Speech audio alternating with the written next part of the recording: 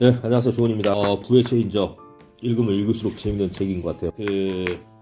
플랫폼에 주목해야 된다. 이런 내용이 있어요. 전기차를 만드는 회사 중에 대표적인 게 테슬라라고 있습니다. 근데 이 전기차의 차별화는 무엇일까요? 플랫폼입니다. 사람들은 전기차는 야, 배터리의 용량이 중요한 거 아니야? 한번 충전하는데 500km를 가냐, 뭐 1000km를 가냐, 그 다음에 가격 아니야? 이렇게 생각하는데 그렇지 않습니다. 이렇게 보시면 돼요. 스마트폰을 만드는 회사는 대표적으로 애플이 있고 뭐 삼성전자가 있잖아요.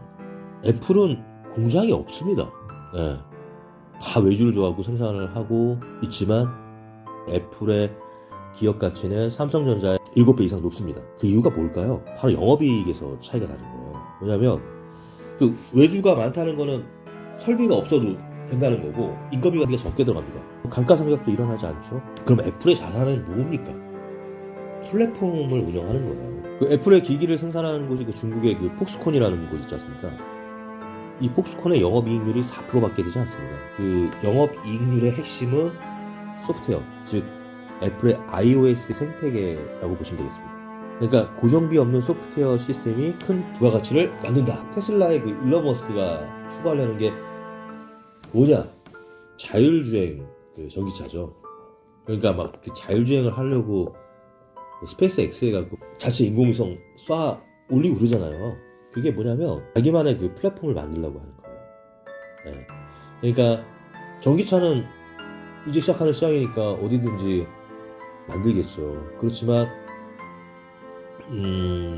애플하고 삼성전자가 전 세계 거의 독점하고 있지만 그 중에서 이익률은 애플이죠. 그러니까 테슬라도 이런 거예요. 각 나라에 자동차 만드는 회사들 엄청 많죠. 그리고 자기가 사실 자동차 만드는 건 후발주자예요. 그 나라의 전기차를 판다고 해갖고 결국 이기겠어요? 이길 수 없습니다. 유럽의 자동차 잘 만드는 벤츠라든지 폭스바겐 엄청난 자동차 회사들이 많잖아요. 그 중에서 소프트웨어를 장악하면 이게 달라집니다. 그러니까 자율주행차가 된다는 거는 뭐냐면 내가 차에 타면 아무것도 안 하고 차 뒤에서 영화를 봐도 되고 잠을 자도 되고 아니면 업무를 봐도 되고 차가 알아서 내가 원하는 목적지까지 데려다 준다는 거예요. 그 플랫폼을 누가 장악하느냐, 전기차 자율주행 운영체계를 누가 장악하느냐가 중요한 거지. 껍데기를 만드는 차, 배터리, 이거는 이익률이 계속해서 떨어질 수밖에 없는 겁니다. 테슬라의 경쟁 상대는 현대, 기아자동차, 벤츠 이런 데가 아니에요. 애플이에요. 애플카가 나온다? 이건 또 얘기가 달라지죠. 애플은 플랫폼으로 전 세계 스마트폰을 장악해본 경험이 있기 때문에 자율주행차를 애플의 플랫폼으로 만든다? 가능한 일이에요. 그런 의미에서 미래 시장이 어떻게 될지를 예상하고 투자하는 게 중요하다고 보는 거예요. 스마트폰 생태계는 구글의 안드로이드하고 애플의 iOS가 장악하고 있잖아요. 향후 친환경으로 바뀌면 전기차, 수소차로 바뀔 텐데 이제 차가 스마트폰처럼 이제 가전제품이 된다는 얘기가 됩니다. 아무래도 미국 IT 기업이 친환경 시대에도 자율주행차를 중심으로 해갖고 테슬라나 구글 등의 이런 핵심 기업들이 성장하지 않을까. 그래서 주식 투자하기 가장 좋은 나라는 미국이다. 결국 승자는 미국의 빅테크 기업이 될 수밖에 없다. 이렇게 얘기하고 있습니다. 참 경제가 2% 불황의 2% 성장 동력이라고 하고 있는 반도체 삼성전자도 플랫폼은 없어요. 그냥 시설 투자를 해갖고 전 세계 D램이랑 이런 거를 거의 과독점으로 장악을 하고 있지만 이 시스템 반도체 같은 이런 고부가가치 산업은 대만의 TSMC가 삼성전자에 비해 월등히 앞서고 있거든요. 그렇다고 플랫폼을 가지고 있는 것도 아니에요.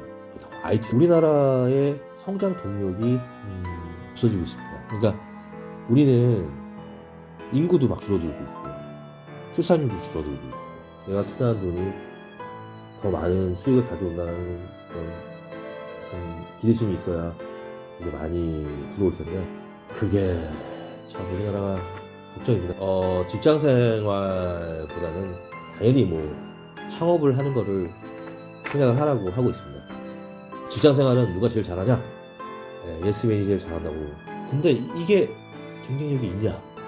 직장을 딱 벗어나서 나의 일을 한다고 하면 경쟁력이 없다는 거예요. 토마 피케티의 그 21세기 자본에서 가장 그 흥미가 가는 부분은 상위 10%가 가져가는 소득이 절반을 넘어섰다는 그리고 소득 불균형은 점점 커지고 있다고 주장합니다. 소득 불균형이 가장 적었을 때는 1929년 대공황 당시로 상위 10%가 소득의 약 30% 수준이었는데 그러다가 2012년엔 50%를 넘어서 더 많이 올라가고 있다고 합니다. 소득 불균형은 문제가 있어요.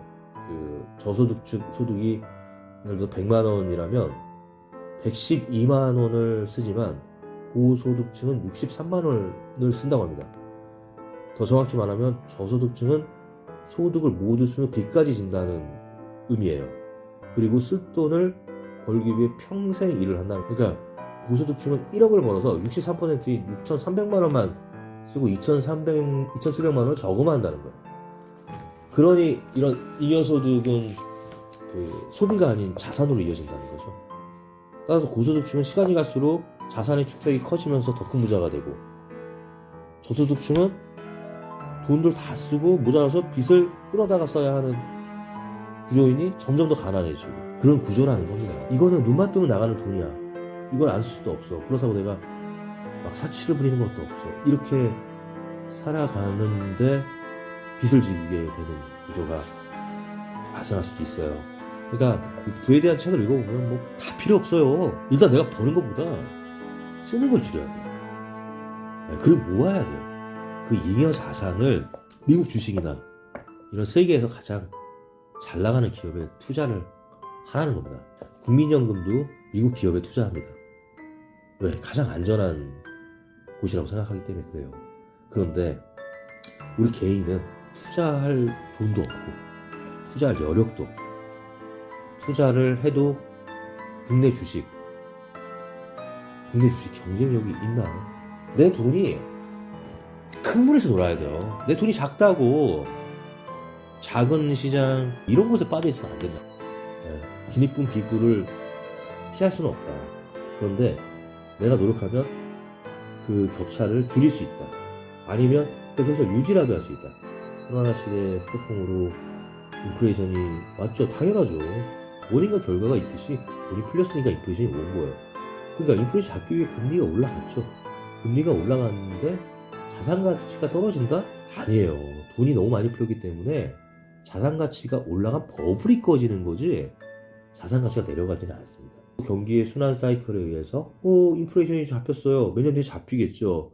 그러면 또 부동산 가격이 또 들썩들썩 하겠죠. 그러면 부자는 또 부자가 되는 거야. 가난한 사람은 계속 또 가난해지는 거예요. 그렇다고 해갖고 야 우리 가난한 사람도 함께 잘 살자 그래갖고 디플레이션의 늪으로 빠져든 일본은 좋나요? 일본은 정말 집값이 한참 좋을 때에 비해 10분의 1로 떨어졌어요.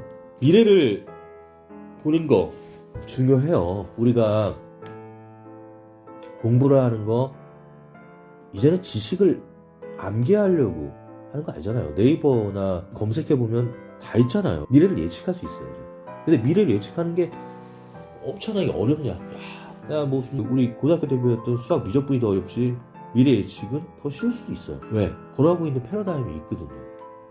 여기서 문제는 뭐냐면 종잣돈을 모으는 힘, 소비를 줄이는 힘, 뭐 이런 게 중요하다는 겁니다.